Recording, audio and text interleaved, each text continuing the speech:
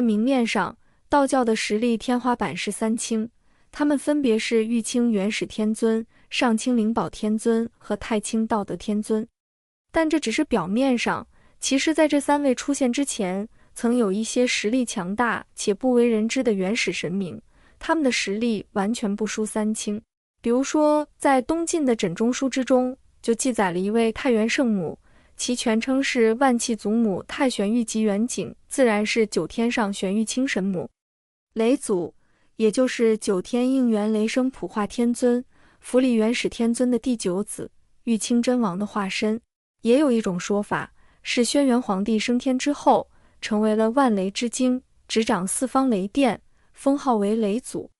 如果真是轩辕皇帝升仙所化，那这个雷祖的来头可就大了。同样不为人知且实力强大的神明还有几位大神，他们是道教最早敬奉的神灵三官大帝，也称三元大帝或者三官帝君。他们分别是天官上元一品赐福天官紫微大帝，隶属玉清境；其次是地官中元二品赦罪地官清虚大帝，隶属上清境；还有水官，其名为下元三品解厄水官洞阴大帝，隶属太清境。既然把雷祖当作一种尊称或者神职，是否有别的神仙也有这样类似的职能？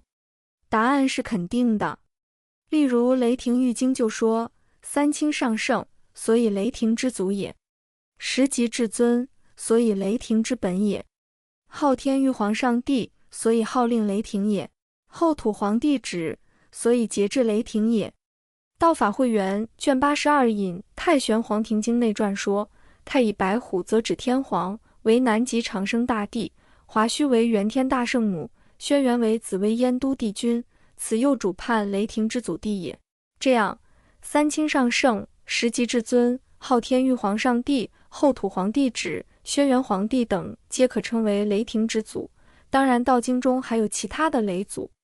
而我们再回归到斗母元君是为何有九天雷祖之号的问题，收入续道藏的先天斗母奏告玄科云，我们依据上文分析，雷祖既是一种尊称或者神职，载至七元之位，光耀前游于日月，威芒下至于雷霆的先天斗母元君，自然当得起九天雷祖之号。雷霆玉经云，日宫太阳帝君，雷霆赖以威；月府太阴皇君，雷霆赖以神；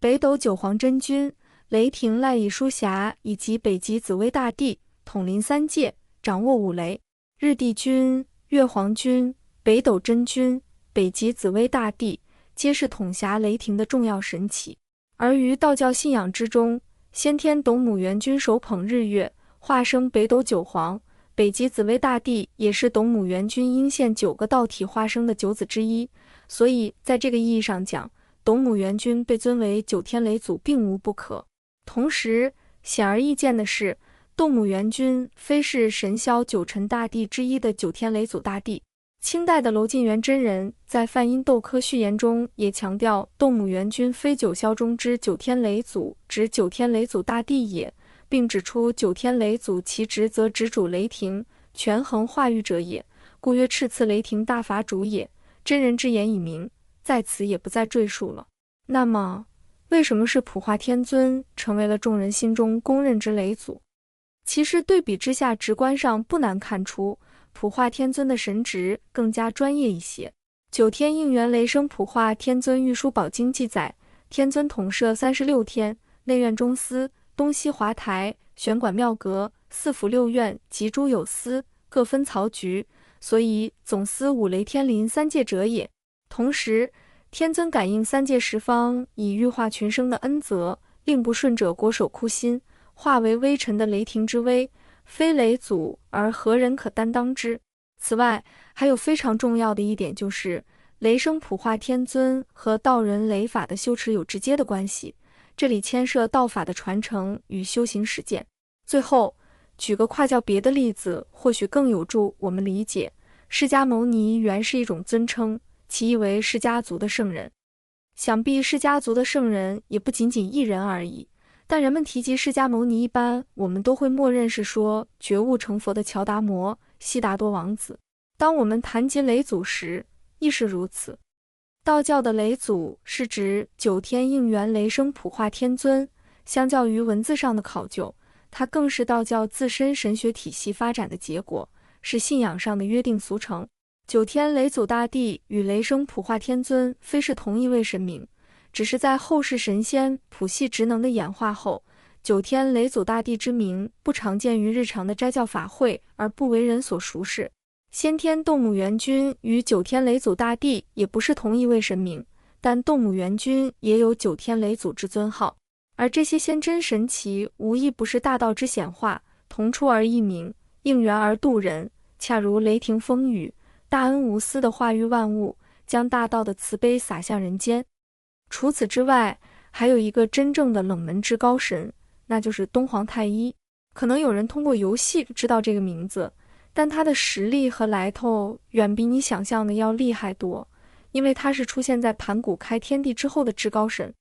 在《史记·秦始皇本纪》当中记载，古有天皇、地皇、太皇，太皇就是东皇太一。关于他的记载，最初见于屈原所作的诗词九歌当中。太一，姓名，天之尊，神祠在楚东，以配东帝，故曰东皇。在民间流传里，基本上大多数人都尊东皇太一为天帝，直到宋真宗时代，才开始慢慢的吹捧起玉皇大帝，而随着道教完全兴起，东皇太一才慢慢没落。淮南子当中也有东皇太一的记载，动同天地，混沌为补，未造而成物，谓之太一。太一这两个字本来就是至高唯一的意思，这么一位创世神明，众星之主，可谓是真正的很神，只不过大家都不知道他的厉害程度。当然，东皇太一也不是世间唯一的神明，除了东皇太一之外，上古时期也有信仰日月神明的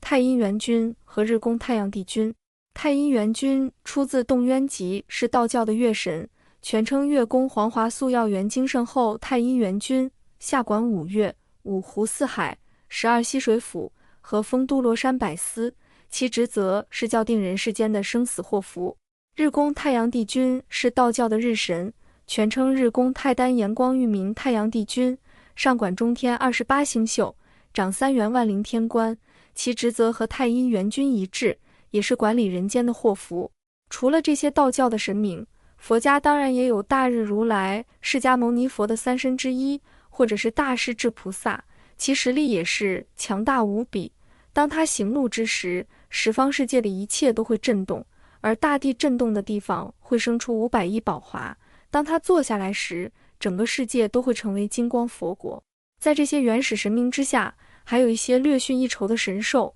比如应龙，他是民间流传中的创世龙神，真龙、祖龙，后世的所有龙都是应龙的子孙。同样不为人知且实力强大的神明还有陆吴。在《山海经·西山经》的记载当中，西南400里有一位掌管地之下都和天之9部的神明，准确来说是神兽，名为陆吴。他统治的蛟龙、凤凰、不死树，随便放出一样都是神兽级别的，这些都是神明。其实在人类当中也有厉害的人，比如树亥。在舜禹后期的时候，有一天皇帝禹命令树亥丈量天下范围，树亥就从北极用脚走到了南极，用了多少步呢？75步而已，就这么几步，共丈量了2亿3万3500米远。以上就是今天的内容，喜欢请订阅、点赞、转发，感谢观看，我们下期见。